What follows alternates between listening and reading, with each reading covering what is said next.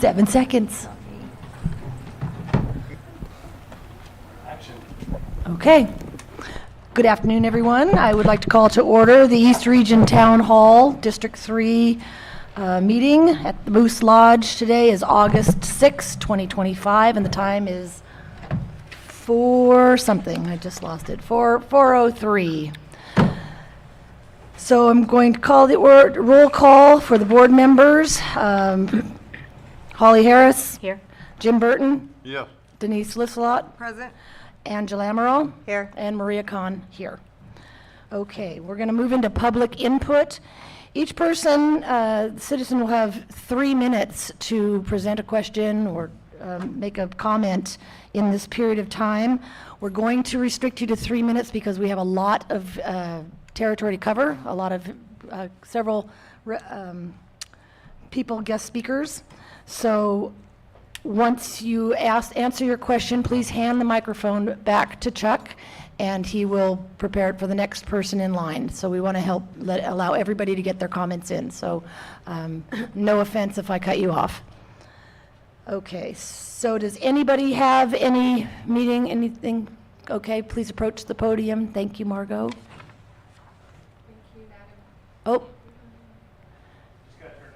Yep, and just make sure you state your name clearly. Thank you.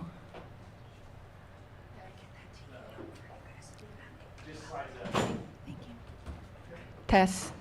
Okay, great. Hello Earth, Margot Kambara. I'm a member of the Lake County General Plan Advisory Committee. I am not speaking on behalf of the committee, but I wanted to share some news with you that you are probably very interested in. And that is the Lake County Housing Action Implementation Plan, HAPE, was presented to the Board of Supervisors this Tuesday. The Board of Supervisors approved it as amended. This is a living document. It will be revised, updated annually.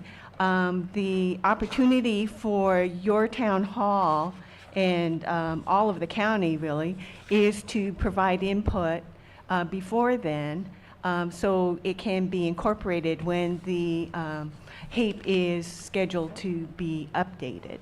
So that might be perfect activity or a recurring agenda item for your town hall. Specifically, what's mentioned in the HAPE senior housing, mobile homes. And what was surprising was to the HAPE team was that a large percentage of our seniors live in mobile homes. And a lot of these, our seniors are subject to these rate increases and pass along fees that are not very manageable for our seniors.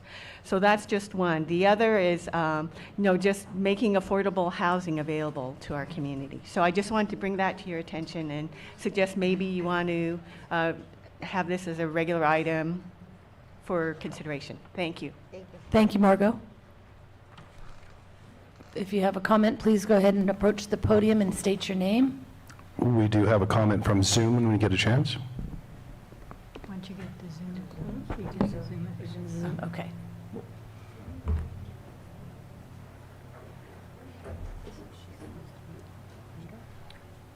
My name is Shelby Kewen. I'm speaking on behalf of Richard Kewen. He's down south fighting fires. Could you try to speak closer to the mic, please? I'm Shelby Kewen. I'm speaking on behalf of Richard Kewen. He's down south fighting fires right now. So next meeting, we want to have our own time to speak about a senior living, 65 and older community over there on the corner off of Sulphur Bank and Highway 20. Caltrans has already worked with us and said that they would build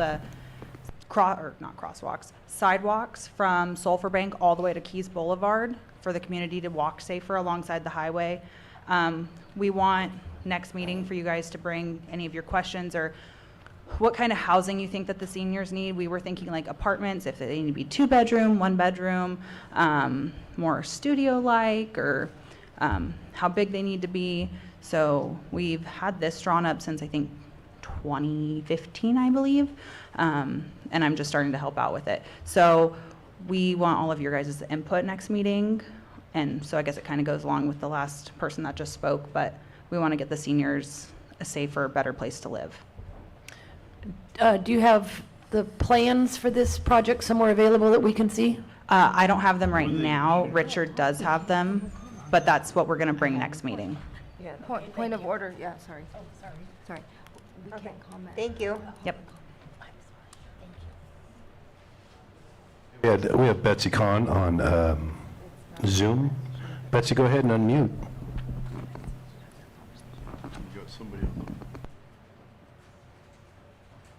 And we have a Zoom comment. Okay, you take the Zoom comment. You got somebody on there? It's Betsy. It's Betsy.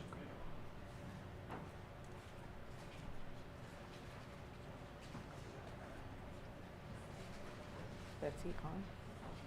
Oh, Betsy.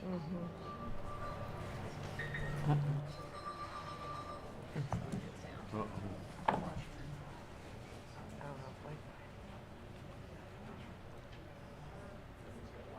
left mine right over there. Oh. Maybe we could go back to her. That's Hazel. Nobody from. I'm sorry, it looked like she was trying, or she is trying to speak, but I'm not hearing her. It's an eel party. Do we have anyone else in the room that would want to speak while he figures out Betsy? My mic go off.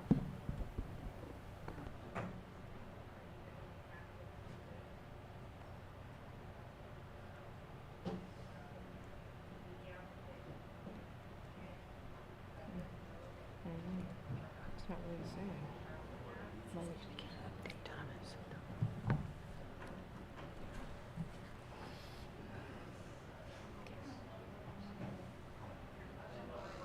Can we open public comment back up at the end for Betsy? Can we keep going? It's not working? Oh, I lost my Or what's mic, going too. on there? I lost know my they can mic. hear us.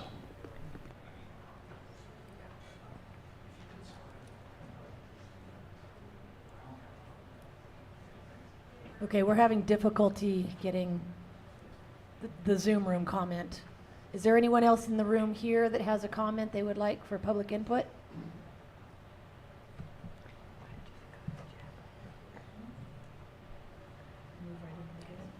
Close public comment. Okay, so I don't think my mic is working, but that's okay because I have a loud voice. So, is it? Okay, great. I can't hear I it. turned you down because you were overmodulated in the Zoom. Because I'm too loud, right? Okay, gotcha. Okay, so we're going to then close public input for now, and we're going to move on to our first guest speaker, and that is Sonoma Clean Power. Sorry. No? Oh, I'm sorry. I forgot to approve the minutes. We're going to back up a little, and we're going to approve the Earth minutes from July 2nd, 2025. Make a motion to approve. Second. All in favor? Aye. Motion carries. Now, we're going to move into our guest speaker. We're going to start with the Sonoma Clean Power, Jeff Cyphers, with a presentation and discussion on possible power agreement between SCP and Lake County and potential of joining the Geozone Geothermal Initiative. Welcome, Jeff. Thank you very much. And I do have some printouts of slides because for technical reasons, we couldn't quite get them to display. So if you could take one and pass them down. And where should I stand? Is there a camera that I should be standing at? Or So you can stand by the podium. perfect. Okay. So at the podium? Perfect. Okay. So first of all, thank you, and thank you, Chair Crandall, for asking me to come. I'm happy to be here. So Sonoma Clean Power is a power enterprise that's owned by the customers that we serve. It's not a for-profit entity. And what's going on today is the county supervisors, the city of Clear Lake, and the city of Lakeport have asked us and asked all of you for input on should we create an option for you to have your power generated by a public agency separate from PG&E. And really importantly, we do not replace PG&E. PG&E still is going to be managing all the poles, all the wires, deciding when to shut power off, making all the decisions about the grid. But what we do is we come in and we replace their power sources, and then we also work really hard to provide improved or additional customer service. So we'll get into that today. And I apologize, I don't have enough slides for absolutely everyone to have their own deck. But if you can look on to a neighbor, I can kind of follow along. So really that question, if you flip over to the next page, who is SCP? So I mentioned we're a public agency. There's a term that we use, CCA, so it's a community choice aggregation. And really what we do is come in, and for the first decade, where we served Sonoma and Mendocino counties, we were buying power the same way PG&E does from other companies. So one of the companies we bought from, you know well, Calpine. So we bought geothermal power from both Sonoma and Lake counties. And we also bought power, hydropower, biomass, wind power, and so forth. And we did that because the federal government had tax credits for renewable energy that meant it didn't make sense for a public agency to own our own resources. It really made sense for us to buy them from a for-profit company, take advantage of the tax credits, and lower prices. That's changing. So the federal government is reducing and probably ultimately eliminating tax credits for renewable energy. And so this next decade, so we've been operating for 11 years, it's all going to be about owning resources, because we're now in a world where when we own a resource as a public agency, it's going to be less expensive. That's watch duty. I know that sound. We okay? Okay, all right. So when I go to how does this work, the slide speaks that if Lake County joins SCP, then each customer, each house, each business has a choice. Do they want to stay with us, we're the default service provider for power generation, or do they want to opt out and have PG&E produce your power and generate it? And so the key thing at the bottom of that slide is that PG&E still sends you your bill, they still drive the trucks around, they still do all the maintenance, they still do all the power lines, they just don't run the power plants. And for anybody who's known PG&E for a while, they actually mostly got out of power generating business in the 90s. So in the mid-1990s, they sold almost all their power plants. And that was a state law that required them. It was kind of a failed experiment. California tried to deregulate, didn't work so well. Our power prices skyrocketed. Gray Davis lost his job. It was not really a good time. But they haven't really gotten back into the power generation business. So they operate in a similar way to us, but they also are a for-profit company. So if I go to the next slide, what is a CCA? It's a special kind of public agency, and we operate as a joint powers authority. So I'll tell you in a later slide about the importance of that. We currently serve 2 counties today, Sonoma and Mendocino. And across California, we have 25 of our types of programs operating. So since 2010, when the first one launched in Northern California, we launched in 2014. We were the second in California, and there are now 25 operating. And we serve about 1/3 of all Californians. So we produce the power collectively across all 25 of those for about 1/3 of all Californians. It's about 60% of PG&E's territory is served by CCAs. So we're not alone, and what's now on the table is, does Lake County want to join? So on the next few slides, there are some photos. There's a photo of our wind project in Livermore. Not everything we do is local, so we compete on price. So we really look for the best local projects first.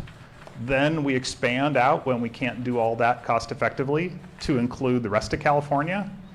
And if you flip to the next page, there's the Lavio family in Petaluma, California.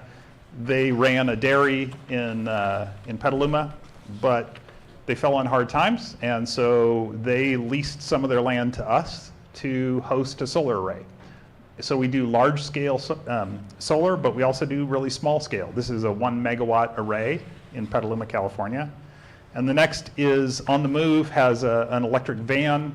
Sonoma Clean Power really promotes the idea of trying to drive on electricity and electric vehicles, but the biggest challenge with that is the purchase. The cost of buying the vehicle is expensive. So what we have is a grant for nonprofits, and if you qualify and you get in the lottery, you can get $22,500 off the price of a commercial vehicle, and that usually brings it down to being just a little bit less expensive than a gasoline vehicle. And what we like is the cost of maintenance and the cost of fuel is way lower, like half the price. So nonprofits really like this, and we're seeing a lot of folks taking advantage of this program that we run. On the next page is some kids building an electric car. This is a high school program we run, and it's really fun. So at the end of a semester, kids have completed construction on a street legal electric vehicle. And we like this because it teaches a lot of skills, but it also creates a lot of pride in the community of kids being able to drive on electric. So how do we join SCP? So first, the 3 governmental units that are cities and counties in Lake County, and I want to be clear, the state, no surprise to anyone in this room probably, but the state neglected to include tribes as governmental units. So by law, we are needing to confer with counties and cities. I want to include tribes because that is the right thing to do, but from a state of California standpoint, that is not strictly in the law. And so I'm embarrassed to stand here today and say that because the state got it wrong. We're trying to fix that, but today what we can do is be honest and be candid about the kinds of shortcomings that the state has had in the past. And so what we have to do legally is confer with the cities and counties, so County of Lake, City of Clear Lake, and Lakeport, and ask for a vote. So tomorrow, in the board meeting I have in my home agency at SCP, I'm asking the board to extend a formal offer to all 3 of those jurisdictions. And I'm hoping that the board agrees with my proposal and extends that formal offer. Should that happen, the County of Lake and those 2 cities would pass a vote at some point, either yes or no, they want to join or they don't. And then at that point, we would update our plan with the California Public Utilities Commission and then begin the process of extending service. So on the next page is a history of what this means for bills. This is kind of important because we all hope, and I hear a lot in Lake County that there's a strong desire to have us guarantee we will be cheaper than PG&E. And that is not possible for a number of reasons. So I want to be really honest with all of you today. We've been cheaper than PG&E 80% of the time, not 100% of the time. And so this chart, for those of you who don't have a deck in front of you, is showing that we're pretty close to PG&E's rates on total bills most of the time. Even our best years, like this past year, we were 7% cheaper on total bills. That's not going to save anyone's household budget. 7% savings is small. So what I want to emphasize is that the real value of SCP isn't really the cost savings. We try to do that, but what it really comes down to is all of the other benefits we can bring, like advocating at the CPUC for lower rates, or like fighting in Sacramento for laws that make sense that don't increase costs, or providing fire relief. So in 2017, in 2015, let me go back to 2015 with the Valley Fire here in Lake County. The first donation we ever made as an agency was to provide relief to fire victims in Lake County. We didn't serve Lake County, so that donation was pretty small. But in 2017, when we had one in our own territory that was pretty epic, we managed to donate $1 million to the fire relief, and that's meaningful. It took a bit out of our budget to do that, but it was the right thing to do. And so I think what I want to emphasize for all of you is think of this value proposition as an advocate, a consumer resource. We help people with their bills, but not necessarily like a huge cost savings. We're going to have small savings most of the time, but there will be a year or two here and there where we're actually a little above PG&E. So I just want to be transparent. The next slide is really about our vision for the future, and really what I want to speak to, and Holly, you prompted me on this before we spoke, that we're really interested in solving a problem of 24-hour renewable energy. So for those of you who've got solar on your roofs, I think about 15–20% of Lake County has that.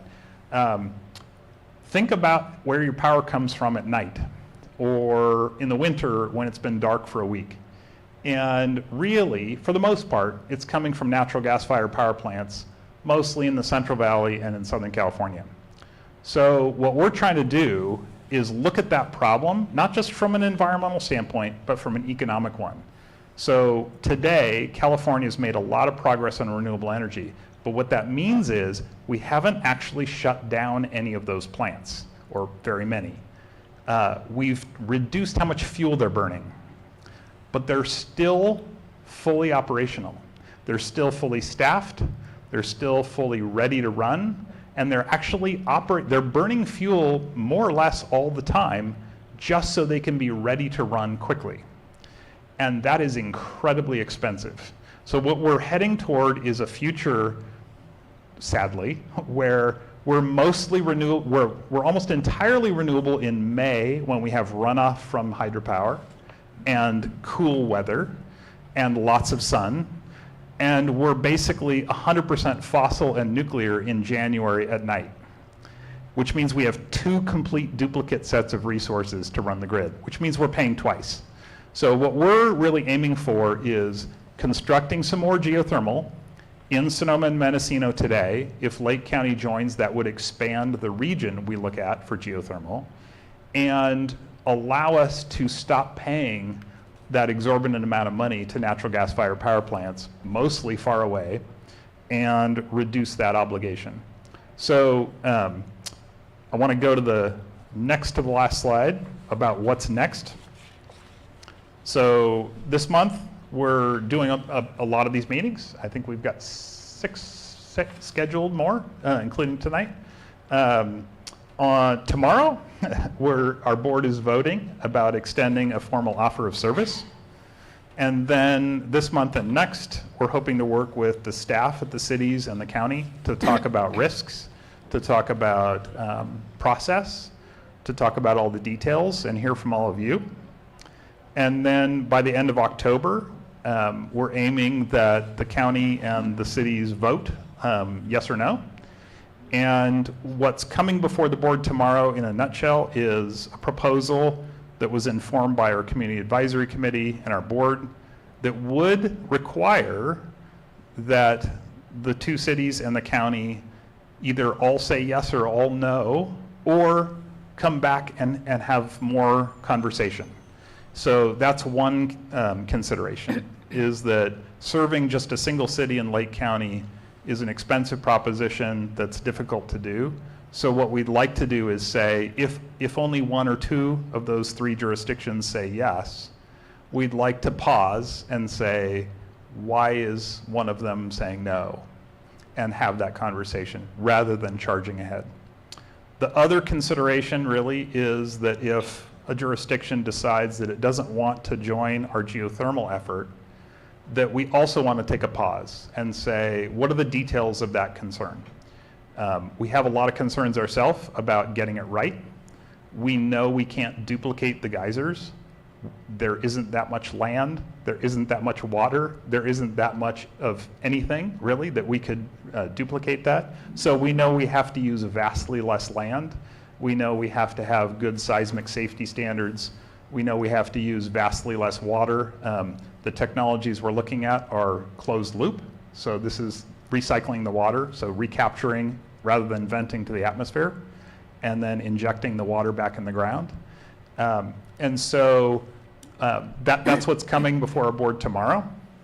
And then should the county and the two cities, with all of your good input, decide to proceed, then what we would do is file an application with the California Public Utilities Commission by the end of this year, and then start a process. And so the regulators say we have to wait a full year and a little bit more before we can offer service.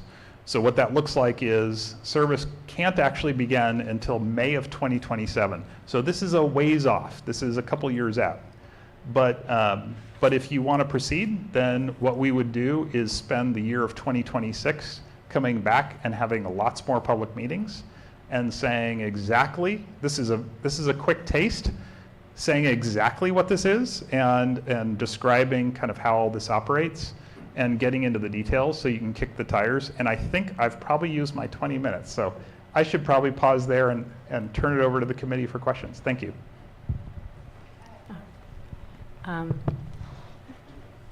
Well, hi. First of all, thank you very much for coming personally to speak with us.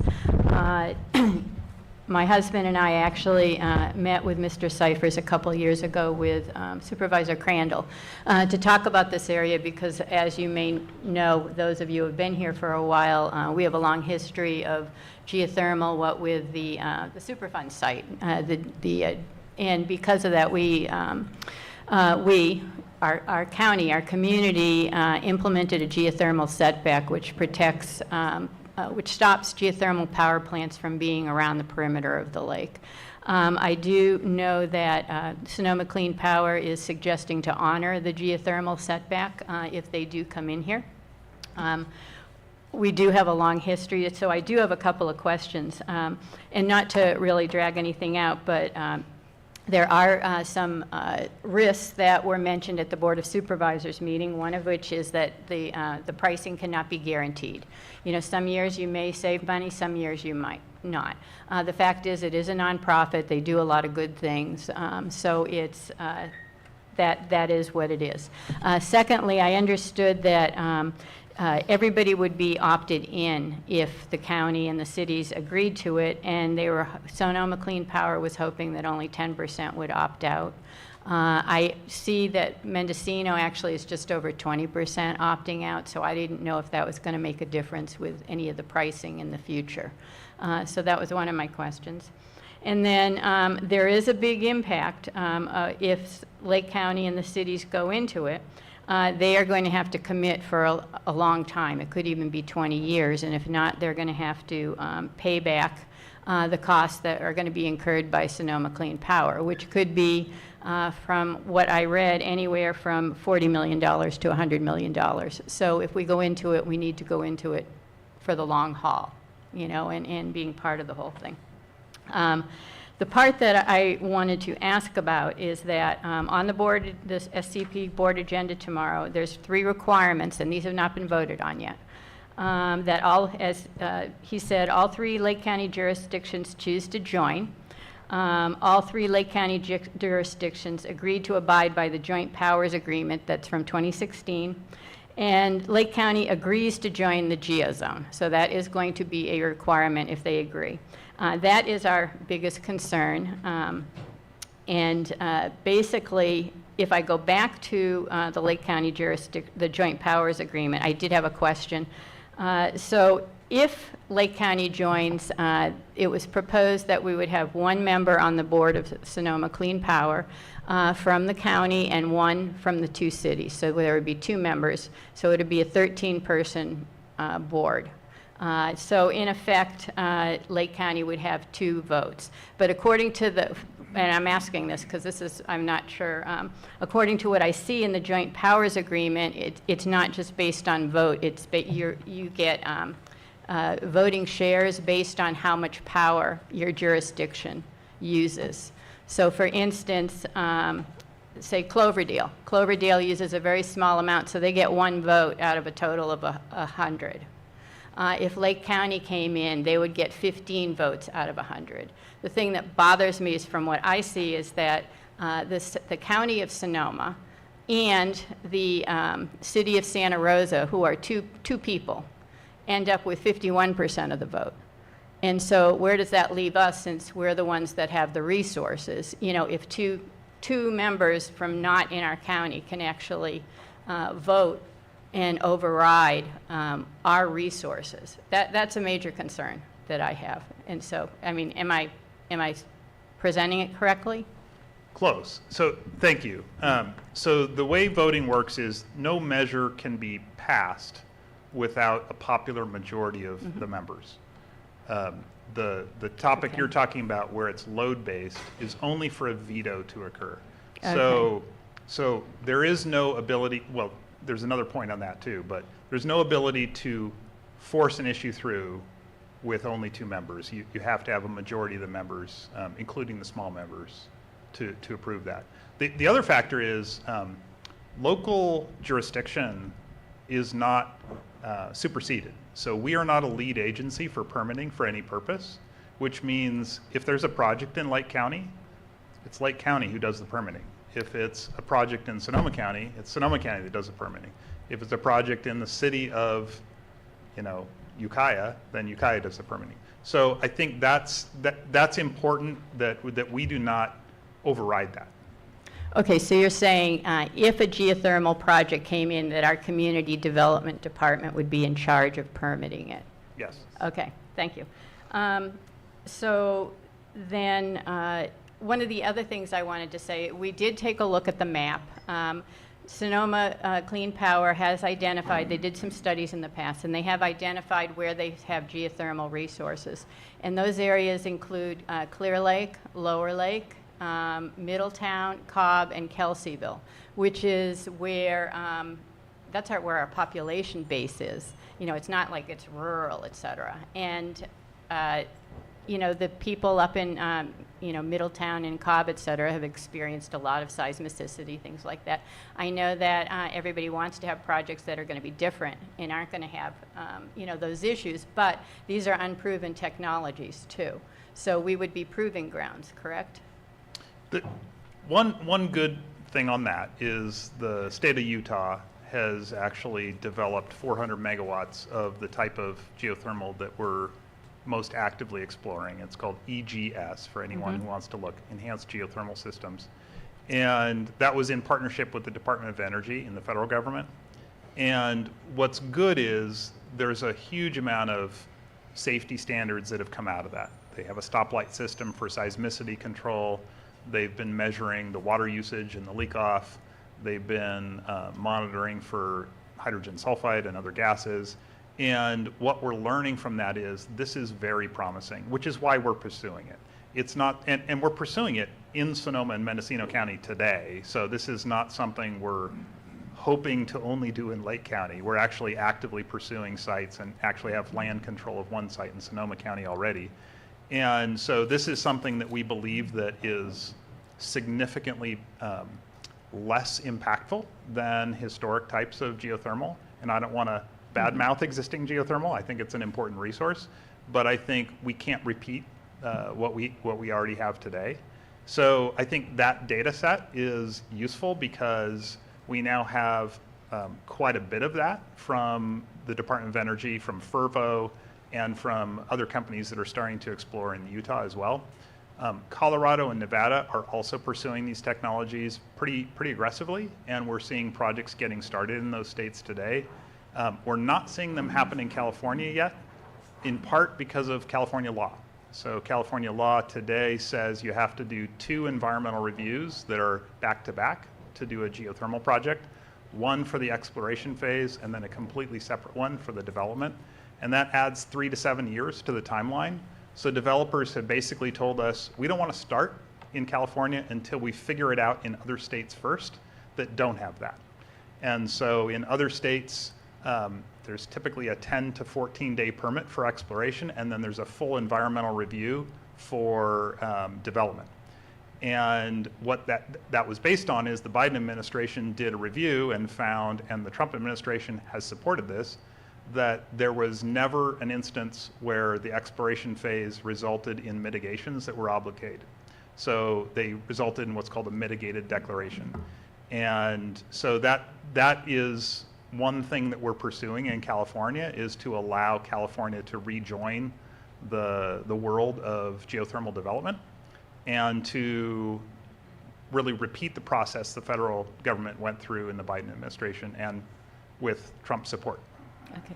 I just had one last short thing because you asked me to get this on the record, but in what you're asking tomorrow for your board,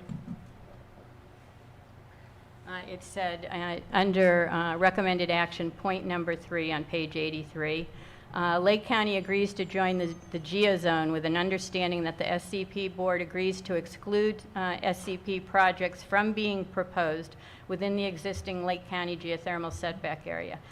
We are requesting that the words "from being proposed" be removed from that statement. And I'm happy to bring that request to our board. I think I was using that phrasing out of respect to the fact that Lake County has the jurisdiction for that permitting and didn't want to suggest that we controlled that. But your language, I think, also respects that, and I'm happy to bring that to the board. Okay. Thank you, and thank you very much for your honesty on all of this.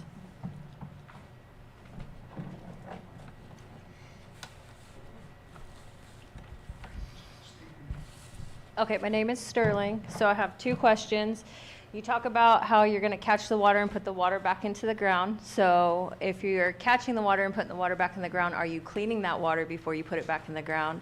And then my second question would be, knowing that Lake County is the biggest geothermal in the world, and you guys are trying to get into our county and get us to be a part of you guys, when you guys pull that geothermal from our ground in our county, is that geothermal only going to supply Lake County? Or are you going to pull that and supply Mendocino, Sonoma, and any other counties that will be joining? Because if that's the case, we should be getting paid as a county to allow you guys to pull our geothermal to supply other places. Yeah, those are 2 good questions. So the first is something that I'm not an expert on. So I'll tell you from a high level, when closed loop systems and EGS systems, which are mostly closed loop but still have some recharge water, when they operate, my understanding, and we can bring in the experts to give you all the details in the future, is that that water is effectively recirculated into the well, into the recharge well, without changing its chemical composition. So what happens is the steam comes up, it goes through what's called an organic Rankine cycle engine, an ORC engine, transfers its heat to another fluid, and that fluid is what actually operates the turbine, and then it condenses into water and then is re-injected into an injection well. So that's a very limited basic understanding. If you want the details of exactly how that works, I need to bring my experts in. You talked about revenues and who gets paid and who gets the power. So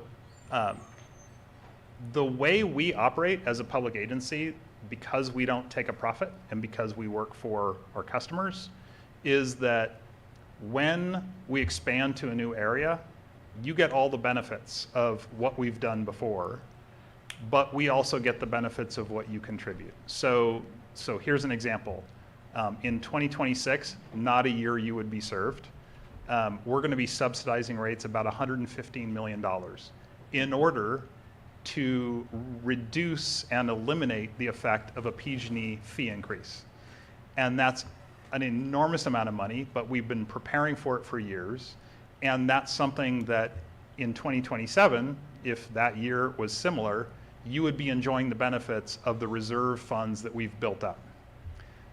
In contrast, when we expanded to Mendocino County, Mendocino has a significant geothermal resource too that's largely untapped, as well as Sonoma. In fact, most of the geysers is technically in Sonoma County, even though Cobb has the homes that are closest to it. So the homes that are closest. So I want to contest that. Technically speaking, the majority of the geysers is actually producing in Sonoma County. Okay. Understood. I agree with you that Lake County has that opportunity. So what I would propose, and I don't make decisions, I propose, right? So my board makes decisions. But I would propose that when power is produced anywhere by Sonoma Clean Power, that all of our customers benefit from it equally, but no other customers benefit. So what I would propose is that we do not try to resell or make profit. We do not try to produce in any region and then sell that to someone else for the purpose of a profit. We try to benefit all of the customers. That is not a decision I make. So if you were joining and wish to come and make your case, the board might tell me I'm wrong. Chuck Lamb. Regarding the two plans, the power plan and the geozone, are they totally connected together, so it either be you take both or neither? So the advice of the committee and my board to staff has been they would like to, and the proposal tomorrow is to have the board vote to extend an offer subject to joining the geozone and receiving power. And the reason behind that is they want to know if any of these regions wishes not to participate in the geozone but get power, they want to understand why. The details of that matter. The geozone is the largest single initiative we have. If we're successful over the next 2 decades, we're going to spend between $8 and $10 billion of construction money. That's enormous. It's the biggest initiative that our region has taken on in any industry in decades. And so we would need to really understand, and our board has let me share with you today, that we want to know the details. If there's a concern about this, we want to know. What I think can help with that question, though, is there isn't any particular site yet that is fixed in the geozone. And there isn't even though I mentioned EGS, there isn't even any technology that's yet been proposed on a specific project. It is our top priority to look at EGS, but we're also looking at advanced closed loop. We're also looking at flexible output, so taking heat from existing geysers facilities and shaping it, for example. So there's a lot of other options, but what I would hope is that Lake County would see this as an opportunity to steer where we're going, and not just us. The state of California issued a procurement order for 2,000 megawatts of new geothermal power that the Department of Water Resources is going to be soliciting for in the next couple of years. I want to steer that too. I don't want them to come in because the state right now has no obligation to honor your setback zone. The state is exempt from your setback zone obligation. That doesn't make any sense. We want to fix that. We want to make sure that the state is honoring local conditions and requirements. And in Sonoma and Mendocino too, this is not just Lake County, but we don't want the state to railroad, just run us over as well. Okay, we're going to actually close up the discussion with him, and I invite the... I have a couple questions. So. Well, one more question from Angela, and then we're going to have to move on to our next speaker. So Angela. Thank you for the presentation, Jeff. A couple things I wanted to ask about, and we can talk about this after the power charge and difference adjustment, and how will that increase the rates. But I'm more concerned with the short amount of time. I'd like to talk about, I know AB 1359 is already passed, and that makes the county would be the lead agency delegated to approve the permits. But in the process right now, you have AB 526, AB 527, and AB 531, right? 2 of those stand to streamline the process, which using categorical exemptions, basically. So you're not going to have tribal input. There's not going to be the extensive research addressing the core concerns of residents. So is Sonoma Clean Power supporting those bills, 526, 527, and 531? So I think it's 526 526 has is died. a stream. It says direct California, the California Energy Commission to develop a permitting roadmap for geothermal projects. Yeah, so that bill is dead. Okay. 527 is the Categorical exploration exemption. categorical exemption, and 531 is the CEC permitting pathway. So 527, so we've sponsored all 3 of those bills. And as a public agency, 531, the purpose of that is really to access the state's timelines for permitting. Right now, today, there's no limit on how long it takes to permit a geothermal project. And so we have examples in California of permitting taking more than 7 years. And that's a concern because it means that developers don't really want to start. And so we want to change that and access the state's permitting timeline. So that's what 531 is about. 527 is about really, accessing the Biden administration's permit streamlining for exploration phase. And when the CEC in 531 is doing the state process for accessing the accelerated timelines, there is a mandatory tribal consultation, so I want to correct that. That is a required element of the state law today. Okay. So, and that's something we would want to keep. Okay.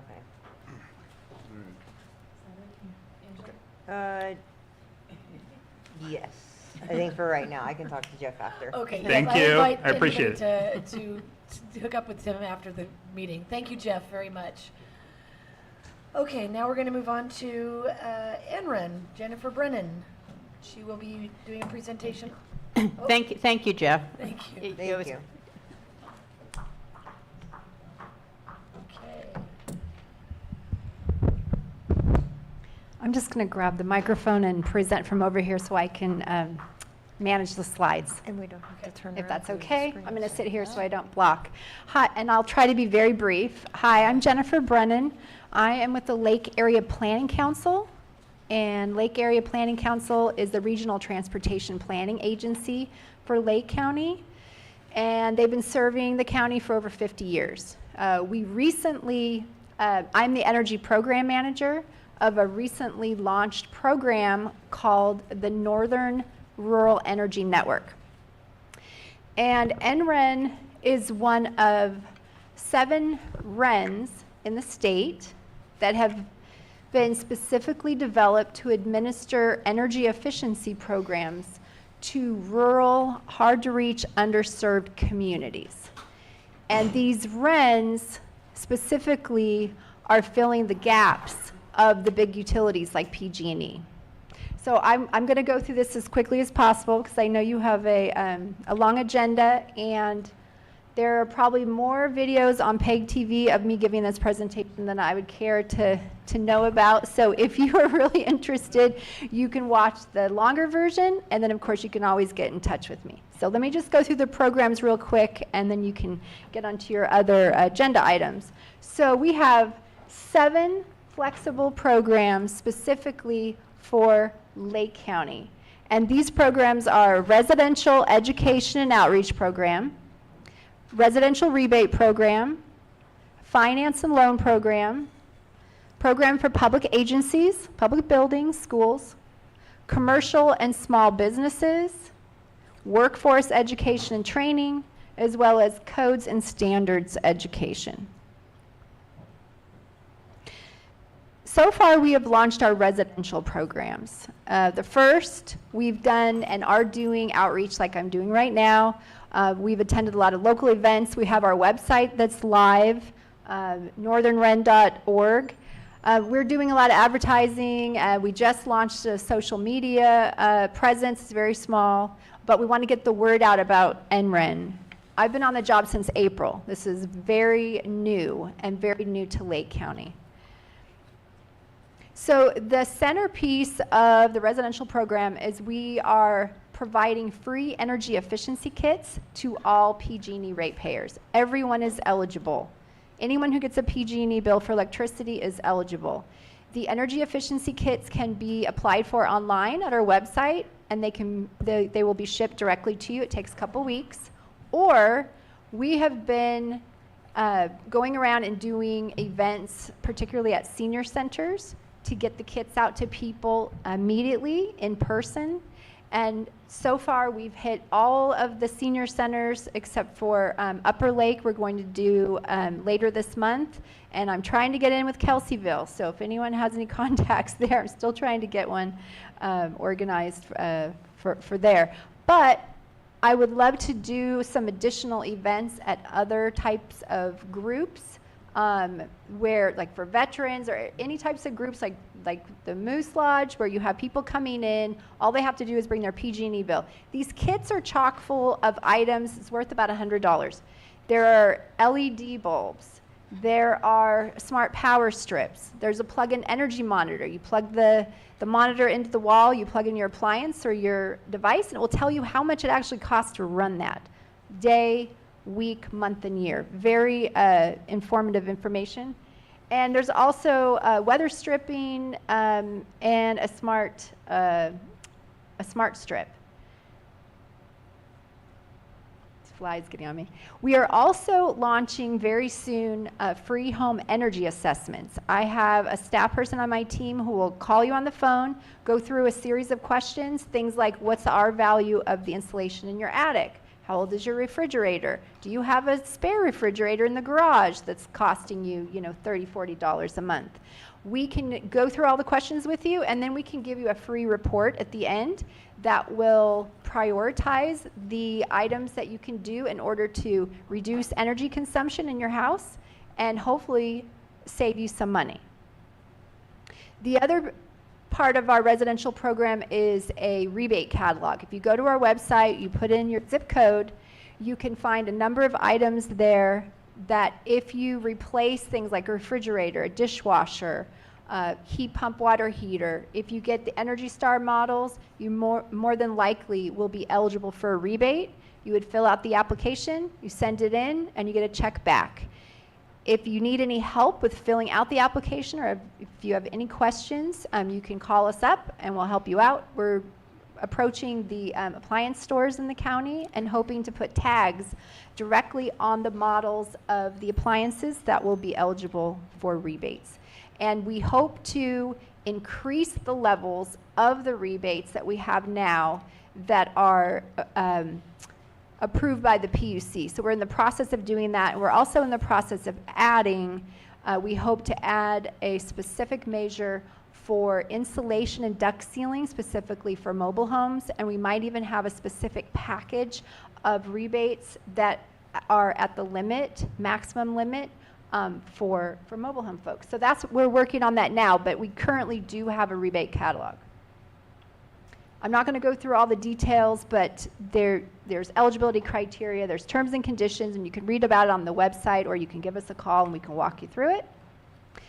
Just want to mention briefly, we're in the process of designing a finance or loan program. We're hoping to provide 0% or very low either loans or direct grants so that people can come up with the financing that's needed for new equipment if you need to replace your existing. And this would be across residential, commercial. Commercial program is also in design. We have a number of, you may have already been approached. We have a survey that's live that we'd love to get people. It takes 5 minutes to fill out on the commercial side, public buildings, about what your experience has been. What are the barriers to implementing energy efficiency? Is it financing? Is it time?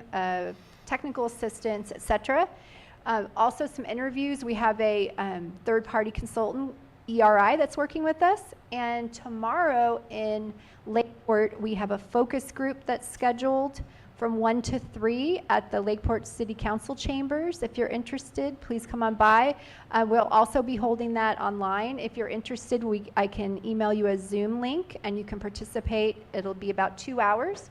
And we'd love to get input from local businesses, from local public buildings and schools.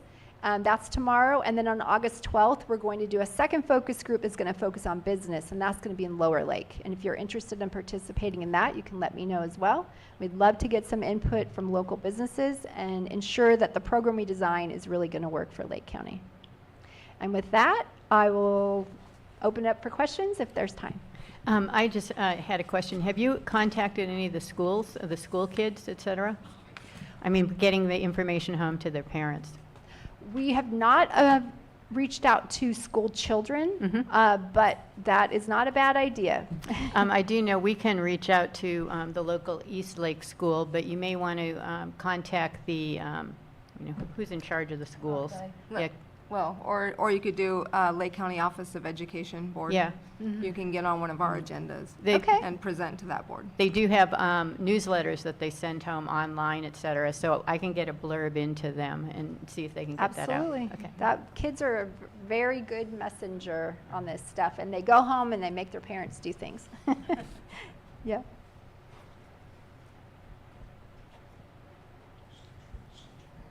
Madeline, my name is Madeline Levick-Franco. I just wanted to say thank you for that energy efficiency kit.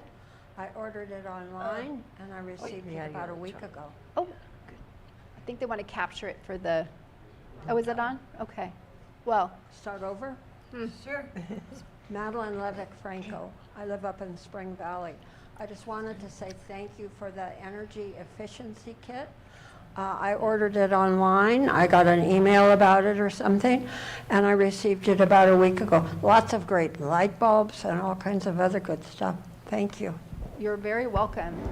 Appreciate that comment. Just switching out 8 old incandescent bulbs to LEDs will save you about $250 a year.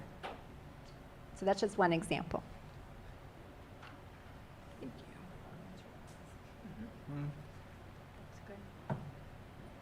Okay. Thank you so much for that. Thank you very Thank you, much. Jen. Appreciate it. We'll get this, just one question. It's Northern Ren is the website, Northern REN or what? northernren.org. .org. Okay, we'll get this up on our website. Okay. With links. Thank you It's on so the much. card. I appreciate it. Thank you so much. That's right there. Okay, now we're going to move on to Earth business. Update and consideration of Earth activities, projects, discussions on subcommittees. Holly, take it away. No, actually, Oh, this is Angela Angela. this time. Thank you. So I wanted to talk about potentially creating some standing subcommittees for different things in the Earth area. So one that I'd like to propose would be a project review committee. We have a lot of projects, use permits, different projects that come up in our area, and we usually go over them. But it might be easier if we just create a standing committee to address them. And so I don't know if anybody else has any standing committees that they would like to see, if there's any issues, if there, but since we're short on time, I guess we can write up some guidelines of what committees could look like and bring it back to Earth at our next meeting. And if anybody in the public has ideas on subcommittees that they would like to see, you can either talk to us after the meeting or email us through the website, Facebook, all of that good stuff. But I think a project review committee might be helpful to us because we're getting a lot of projects in our area. That is true. Yeah. And I think that was it for that. Did you have anything else to add to it? Okay. No? Great. Thank you, Angela. Thank you. We're Is any moving. public comment? Oh, we got any public comment? You have Anybody? Every item, Oh, they did- have to have a chance to. Thank you. All right, does anybody have any public comments on what Angela just brought up? I think subcommittees? Nobody in this room. I don't know if anyone on the Zoom has any comments. Okay.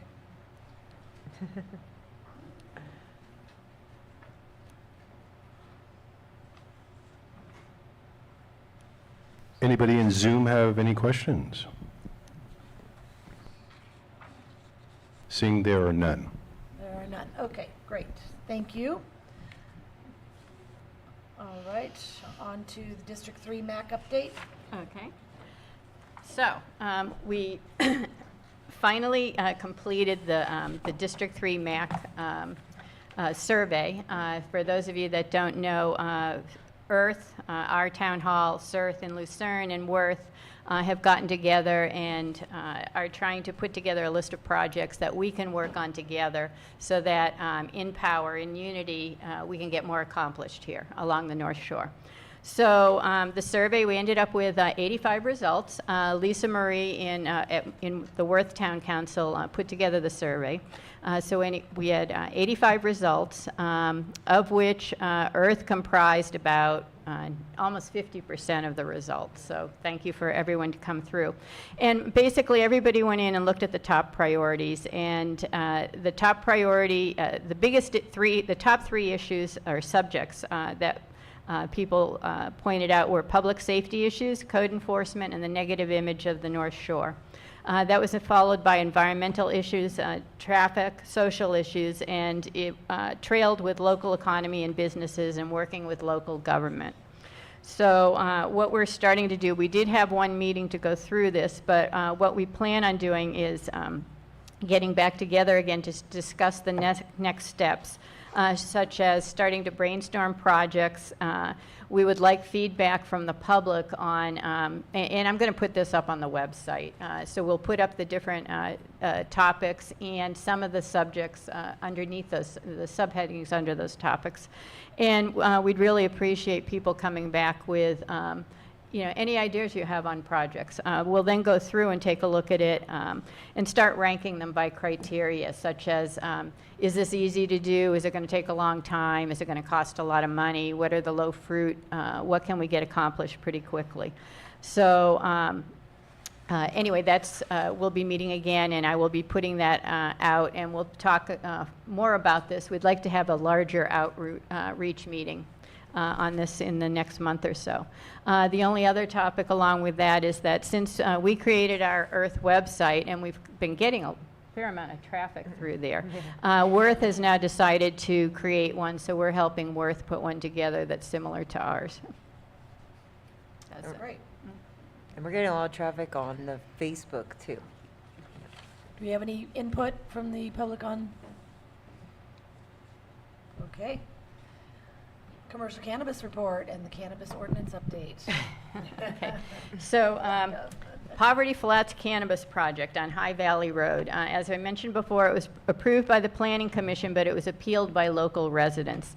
It has not totally been scheduled, but it looks like it may be the end of October that it's going to go before the board.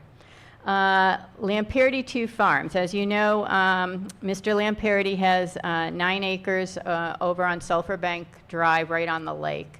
And he's just put in another project which is being reviewed by the agencies. He's requesting an additional 8.8 acres on Sulphur Bank Drive. We did find out about it, and Earth reviewed the documents and submitted a letter that's going to be included as CDD reviews the project, and once completed, it'll get uploaded to Sequinet for public comment. The letter that we put in is on the back if someone wants to look at it, but we will let you know when it goes up to Sequinet for public comment. We also received notification that the Lemon Glow Cannabis Project, which is 20 acres of proposed cultivation on High Valley Road also, is moving forward. The documents were revised. Originally they were tearing down 500 trees, many of them over 2 feet. That's now been revised.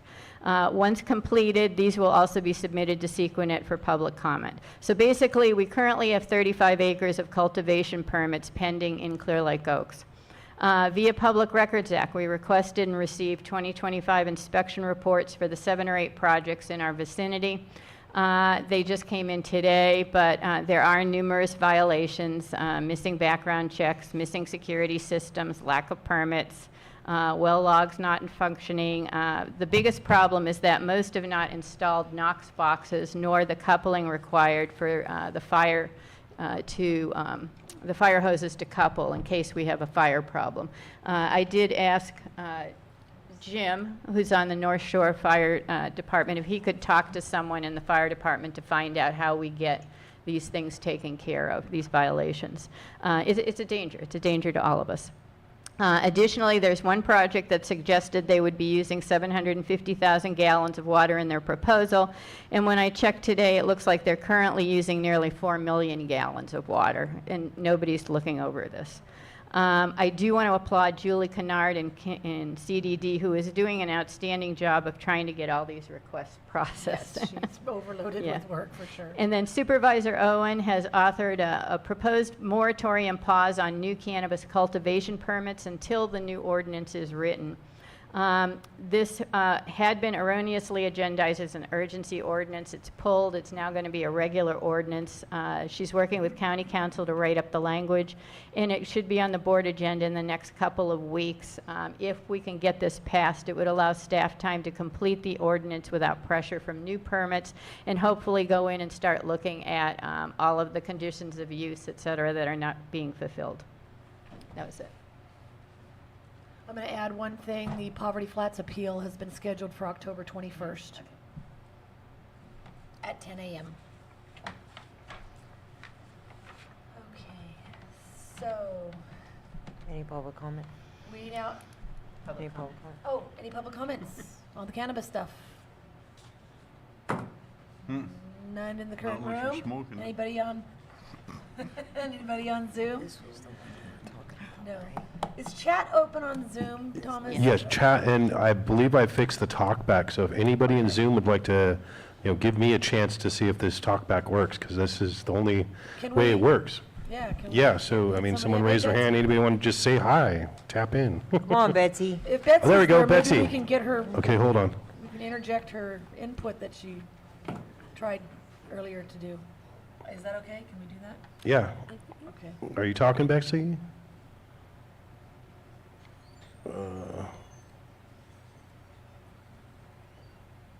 Okay, hold on one second. Maybe not. Go here, back into here.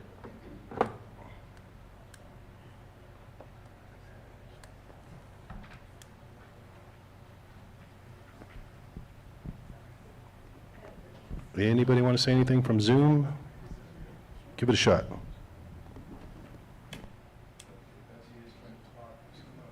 Okay. Okay, well, We can- we'll have to move on then, because, We'll try again in a minute after the next presentation. Let's go ahead and move on to the next. Go. Yeah. okay. Yeah, we're going to introduce now Richard Kewen's daughter. I forgot her name. What? It doesn't matter. Go ahead and introduce yourself. I'm Shelby Kewen again here for Richard Kewen. So the last 6 months, we've been talking about storage units. The lot that is next to the motel over there in the Oaks and the vineyard, I think it's 5 acres.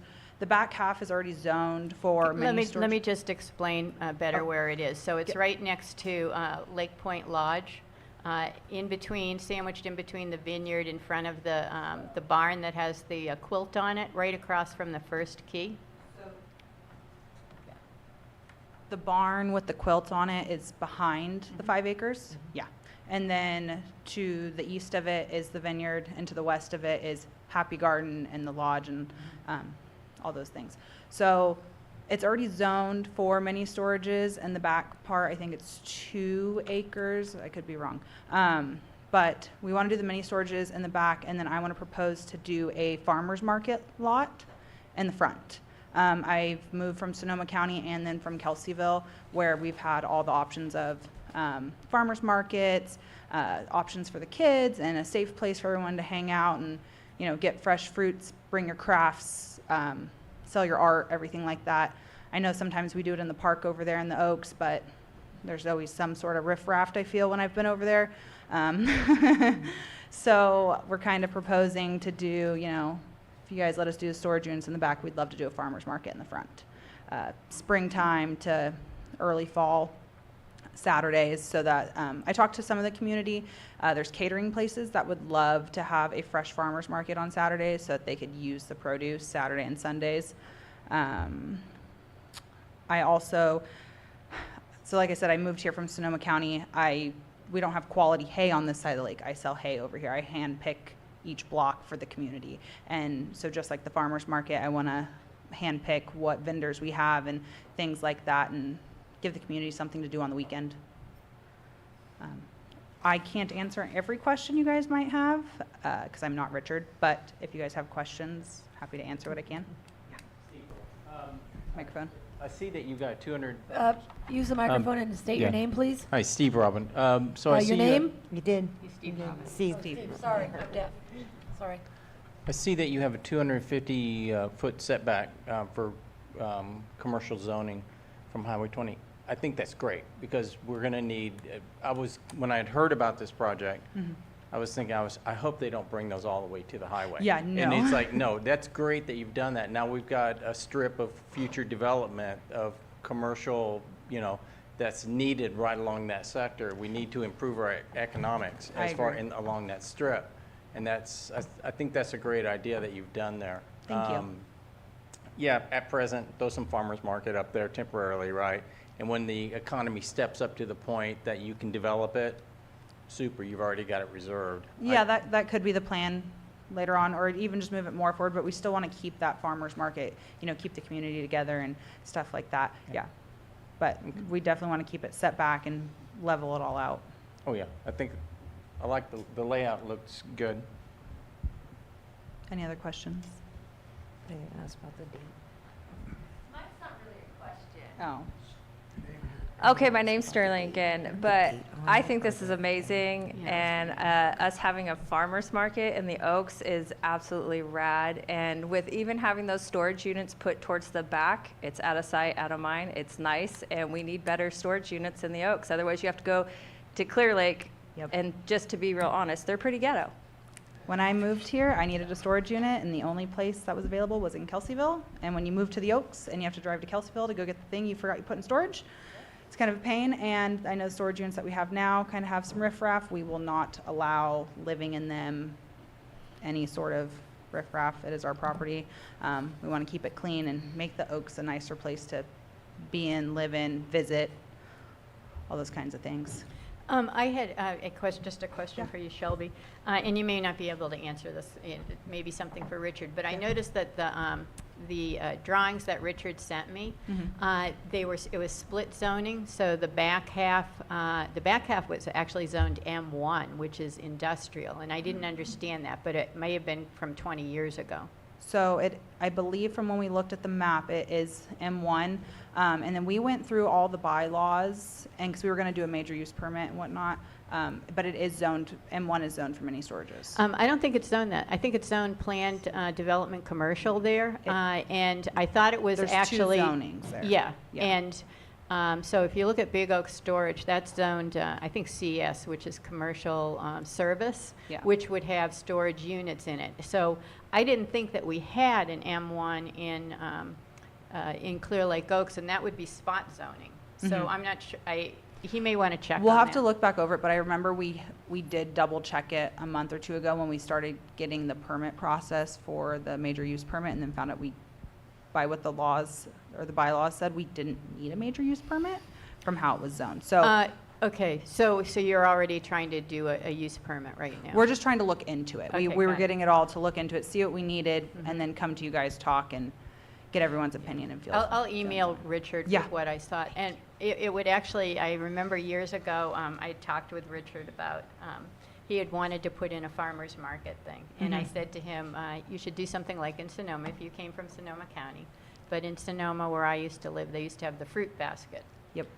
Which would be wonderful there. I had one question. I haven't seen the plans. I don't know how big the area for the farmer's market would be, or whether the stations, there would be some permanent setup. But we just had a dump day thing, and it might be a good place to pull in and pull out for that purpose. I don't know if that would Not be on something. the highway. Not on the highway. They don't do that. I don't know. Yeah. Okay, never mind. Yeah, so we drew up these plans before we agreed, before Richard asked me to do the farmer's market, and I told him I would love to. So we haven't drawn up the farmer's market plans, the lots, anything like that. We wanted to come to you guys first and talk to the community about it, which I figured no one would really give me too much backlash on the farmer's market part, because I'm sure most people, like Sterling said, we don't have that over here. Clear Lake has it on a Wednesday at noon and 3 vendors. So like to bring more than that. I also work at Grow West over in Findlay, so I'm a big part of the agricultural community over there, and I know all the small and large farmers that could possibly be vendors. Question? Yes, Margot Kambara. Are you planning to run a certified farmers market with a certified producer's certificate? So I was looking into that, and that's what I wanted to do, just so that everything's in, I don't know the word for it, but yes, that's what we were planning on. Have you touched base with the coordinator of the program? No, not yet. Like I said, I wanted to come to the community first and do all of that. We looked into just what was going to be needed to start up, but I wasn't going to dip my whole foot in until I knew. Sorry, one more. Will you be accepting SNAP as payment? I don't know how that all works, so it is something I'd have to look into, but that would be something, because I know that this Lake County itself has a lot of SNAP customers. So that would be something. Thank you. Yeah. Anything else? Okay. All right. Is there any other comments? Okay, then we're going to move on. We're going to Thank you so much. very Of much for your presentation. Okay. Our next speaker is for the Spring Valley update. Okay. So for the Spring Valley update at last month's meeting, Sterling gave us a couple letters. And so after that, I reached out to CSA to inquire about their desire to have Earth Request Robin Borey attend Earth. And CSA expressed their interest and would like to do so. So they're going to let us know when they're ready. So I'm just waiting to hear back from them to let us know. This meeting was pretty booked up, so maybe the next one. Yeah, maybe the next one, because I actually did a PRA last week. The microphone. Okay. Okay. Chuck, what are you doing? Real quick. So, I got a PRA done. Is this on or no? Turn on. Okay, there we go. So I did a PRA with special districts because we have been going continuously to the advisory board meetings, and the director of special districts is not giving the answers to our advisory boards, and we're not getting the answers. So I got the answers, and to find out what I got is very disturbing. I got the variance reports, and Spring Valley, at the beginning of the first billing cycle, which is 2 months, billed out 2.6 million in gallons of water to customers. And then in the variance gallons, which is lost water, is 4.3 million gallons. 62% of our water was lost and not accounted for. And I got the variance reports from 2017 to present, and we are at a 30%, if not more, loss every single year in the last 8.5 years. That is a total of over 133 million gallons of water lost. So, yeah, I would really enjoy you get Robin down here. Are you, and have you given that to CSA yet, or are you taking it No, tonight? I'm going tonight to let Okay. them see. I did present it with the Board of Supervisors yesterday. I did email them with everything. I do have a letter composed and mailed off certified to the California Water Board, the United States EPA for the water waste. You know, they want to pass all these 218s and mandate that we pay for water, but I mean, the customer shouldn't be paying for water with negligence from the district. And the district should actually be looking into these 4 different grants they can get from state and federal that are made for communities like ours that will come in and they will pay to redo the whole infrastructure to where there's no water loss, and it'll get paid for and it won't come out of the customer's pockets. So yeah, and then also with that PRA, right here, the director, Robin Borey, decided to spend $17,000 on a fence around $5,000 worth of cold patch. But in the receipt, it's circled as urgent. when she's seen that there is a 60% water loss. So that's more than 50% of our water that just disappeared and they don't know where it's going.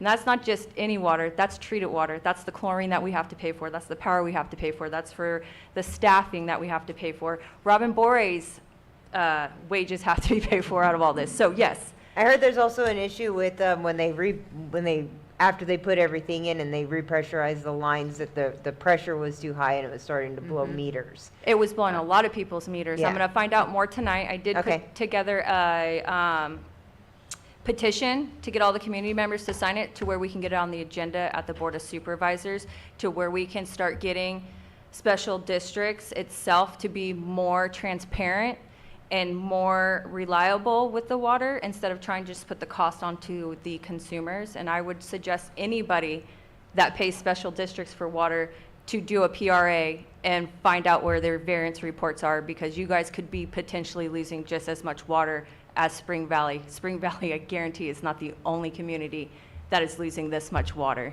So thank you. Okay, thank you. Have input from that? Oh. Tom, you might want to go back to the microphone. I heard you at the board meeting. I just have a couple questions.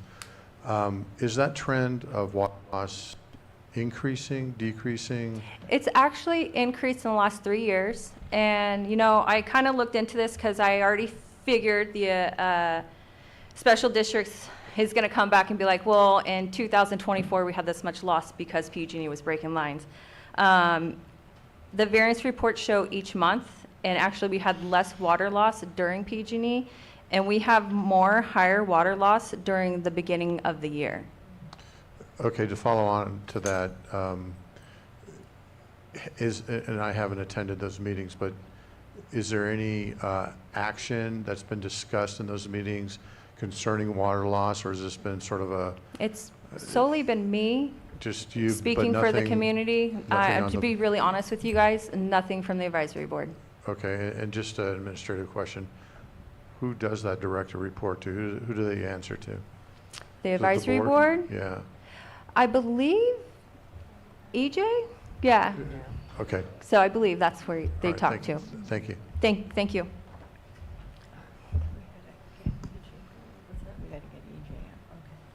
All right. Madeline Levick Franco, I'm from Spring Valley. And regarding the Little closer to the mic, CSA please. meeting, and anyone from the advisory board trying to track down what's going on with the water, and also regarding the, that $17,000 fence, around $5,000 worth of pavement repair. And Robin Bore has been so unhelpful. And I know Helen Mitchum has gone to meetings trying to get answers about the money, the water loss, and the expense, and about that fence. And Robin Bore said, oh, they had to put up that fence because people were stealing the pavement repair materials to work on their driveways. That's not true. Simply not true. In fact, special districts hasn't been coming around to repair the roads and terrible potholes, and residents would go and pick up that pavement material and fill the holes. Okay. And Okay. there's not, she's been so unhelpful and outright lies. So thank you for what you're doing. No really. problem. Anybody in Spring Valley, if you guys ever want any answers from special districts, I advise to do a PRA. I advised the advisory board multiple times to do PRAs to where we can get these answers. It wasn't done, so I threw out the PRA and I got the answers for the community. You're doing great. Thank And you. I understand you have something that we can sign Yes, also I will talk about that at the advisory board meeting. tonight. Yes. Okay, good. Thank All right. you. Thank you, Uh-huh. Sterling. Okay, we're going to move on to Supervisor Crandall's update, please.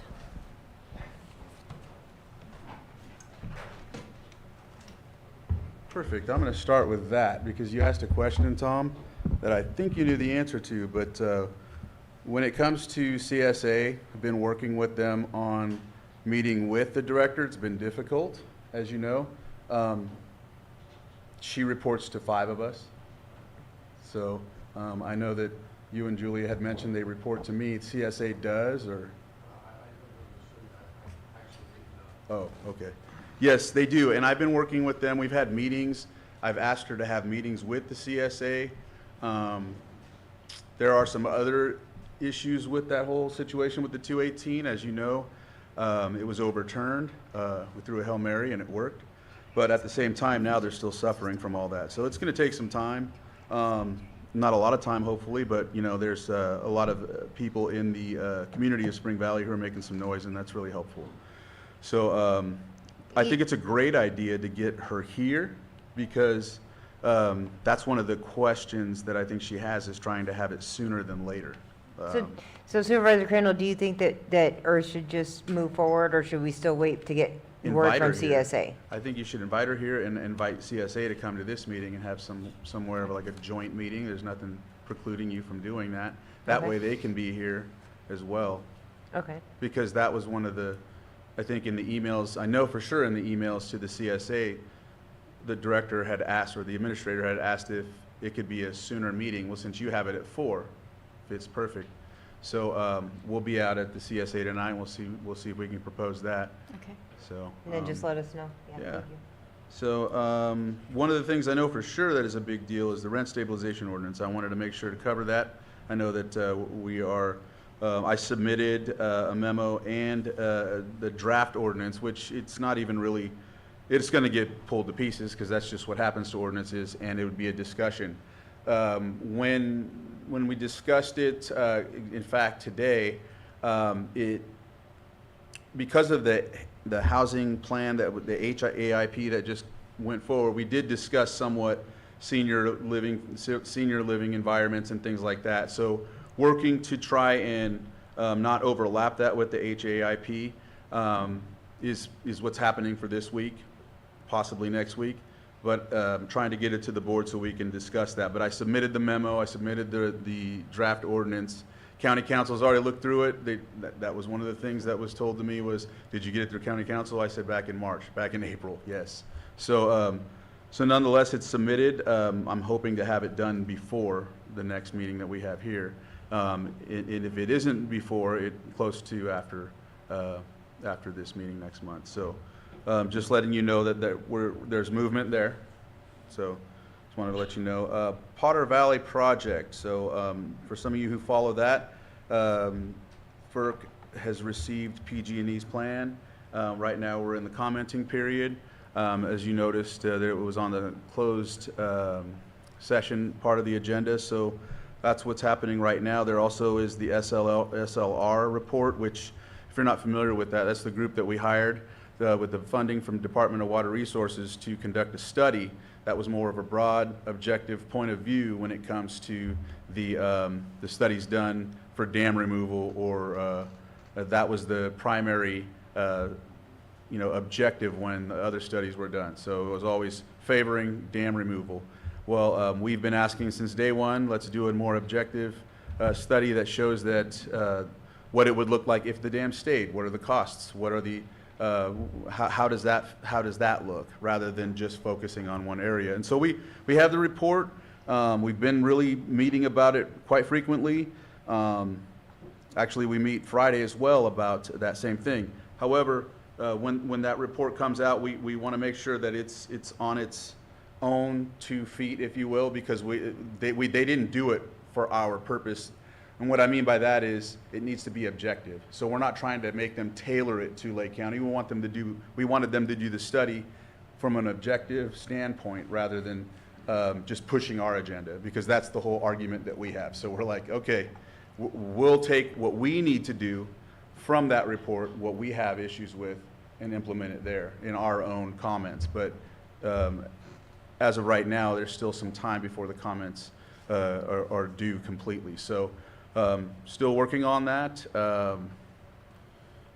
I don't know what else to add to that. It's just we're at the finish line basically, but we've got this time for commenting, and we're hoping for a lot. I don't know if the last time we spoke, I don't think it was out yet, that they found a document that stated that the dam wasn't seismically it wasn't a threat as much as they tried to make it sound. So that was actually a big part of their argument. I don't know if the quote came out yet, but I'll just say it. The quote that I made was, that whole statement was based on the same sediment that's moving into the dam right now, because it's not even going to hold any water. It's not going to hold anything.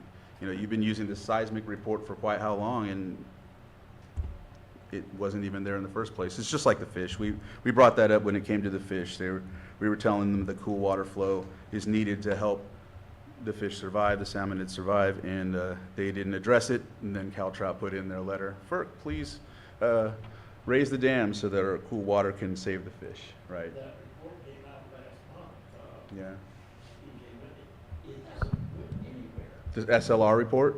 Yeah. Yeah. Well, the one that said the dam was seismically approved. The seismic, yeah. Yeah, the seismic report. There was no, It's, believe me, it's gonna, the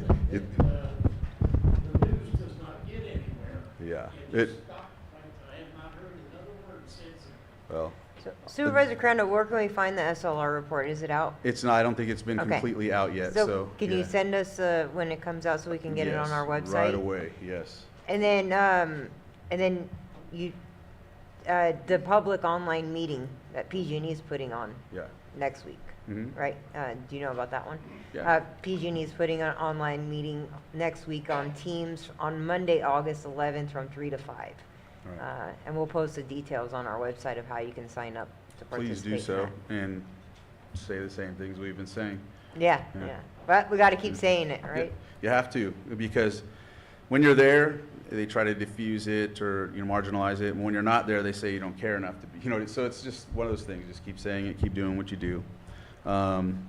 Let's see, you already brought up the actual moratorium with the non-urgency, the urgency situation. Reflecting on that, I wasn't able to talk with Helen about it because of a Brown Act. She was talking to someone else, so it made it a very difficult thing. I dealt with a non-urgency, urgency situation back in COVID, and so she'll be bringing that back, and hopefully it'll come soon. Because I don't know if you remember, I brought up a moratorium a while back. That would be ideal. Let's see, the HAP. Garbage, did you guys hear the amount of garbage that was collected for the dump days? It's like 1,400,000 pounds, 1.4 million pounds of garbage in the North Shore. So that's great news. I don't know about here, so I'd like to get some feedback, but I do know in Lucerne so far, there hasn't been any redumps up in the hills, or no one's reoffended so far. So I think it's time to go. Yes. Microphone? So I know that Clear Lake Oaks had their trash day, correct? I don't know if anybody's gone up, but, I forget what the road's called, but you go up alongside the mountainside in the Oaks. It's like a dirt road. It's Mountain View?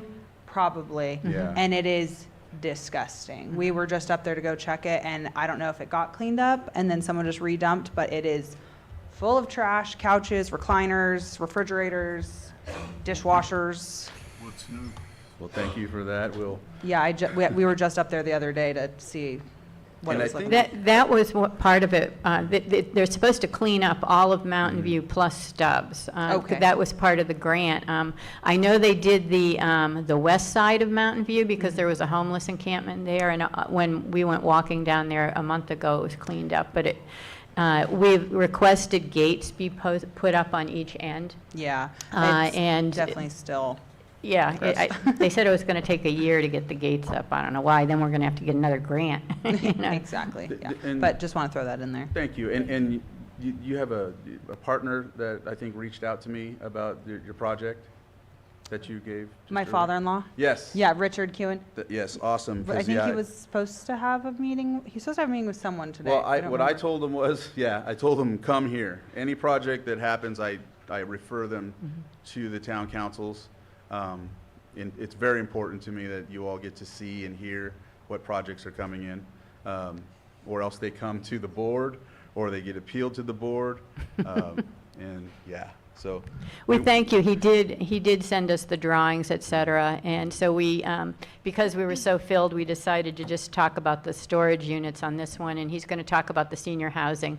And what I can do is, if it's okay with Richard, if you could ask him and tell him to email me, I can put the drawings up online, you know, since you were asking for feedback on the senior housing. Okay.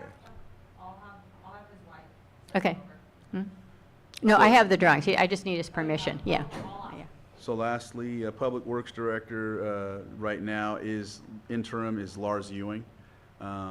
So just if you don't know, he's already in charge of public services and of course the landfill. So that's because he is an actual engineer. He qualifies to do that in the meantime. So as of right now, as we seek out another director for that position, in the meantime, he will be doing it. So far, there's been quite a bit of things that he's already brought up and has made me privy to, and that's pretty cool, actually. He's been doing a lot so far. I don't know if I told you all this last time. There's a new public health officer, Dr. Bob Bernstein. He starts, I want to say, next month, at the end of this month. So we'll have a PHO. Still don't have a veterinarian. Don't have a animal control director as of right now. We did do some interviews, but still looking. And same with Public Works. We did look at an interview yesterday, and so far we're still looking. There was just the last thing. There was a letter of commitment to partner for some. It's called Enhancing Wildfire Prevention Through Targeted Defensible Space and Fuels Reduction Projects. That's with CAL FIRE and Lake County Resource Conservation District. So they're applying for a grant to work on some fuels reduction, and we conducted a letter to support that. And I think that's everything that I listed because some of it was already talked about. I'll stay, of course, after because I'm going to go to CSA, so I got to make sure I leave here, you know, by at least 6:30. So, but I'll stay around so we can talk. And then there's also the second portion of the Planning Commission for the Glenrock Valley project is this Friday. Matter of fact, I have a meeting tomorrow that I'm doing a visit. I went to them last, I think it was a month and a half, and I don't know what happened, but they sent, the directions that I have were wrong. It was, the person that worked at the gate was like, oh no, we don't know that you're coming, and then they called me when I was on my way back, and no, the person told us the wrong thing, so. Yeah, so if anybody has any input on that project, it's going to be heard again on the Planning Commission on Friday. All right. Thanks. Thank you. Okay, great, All thank right. you. Supervisor, anybody else? Okay, thank you, Supervisor Crandall. All right, we're going to move on to new business. Do we have any new business? Anybody have any new business? No? No? Okay, we're going to move then into announcements. Only have a couple that I saw. So Spring Valley Sunday Breakfast coming up here, August 10th, 8 a.m. to 11 a.m. at 3005 Wolf Creek Road in Spring Valley. Go get your grub on. My traffic study that I was doing on High Valley Road has been grinded to a halt because someone stole my camera. They broke the lock off of it and stole it. However, due to the crack research skills of my good friend Lori and myself, we managed to determine who it was, and I, within an hour, went over and confronted the person and got my camera back. However, it is broken. The camera works, but it's not able to be locked up safely in a public setting, so I can't put it back out on the road because somebody else could just easily steal it then. So that was fun. So other little announcements, the Clear Lake Certified Farmers Market is now on Wednesdays, Sunday and Wednesdays from 10 a.m. to 1 p.m. And that's down, what is that, Austin Park? Yeah. Austin Park, yes, okay. There will be a car show, American Legion Konocti Post 437 car show on August 16th. That sounds fun. Also on Austin Avenue in Clear Lake. You could probably find that on the Facebook. And then, let's see, what else do I have? Fun things to do. And then I have a couple of things, a fall kids camp, a kids fall camp, actually. Mondays to Wednesdays, 24 through 26th of November, 8:30 a.m. to 3:30 p.m. Clear Lake Craft Club for kids at the Clear Lake Youth Center, September 13th, 1 to 3 p.m. And that is all I have, just some things that you might want to check out. So, and I think that wraps up our meeting today. It is 5:41. Do we have any other Earth meeting? Oh, the next one will be Wednesday, September 3rd at same time, 4 o'clock. Right here. I make a So, motion to adjourn. We had- Second, you can just adjourn it. Okay. And I'd like to adjourn the meeting at 5:41. Thank you, everyone, for attending.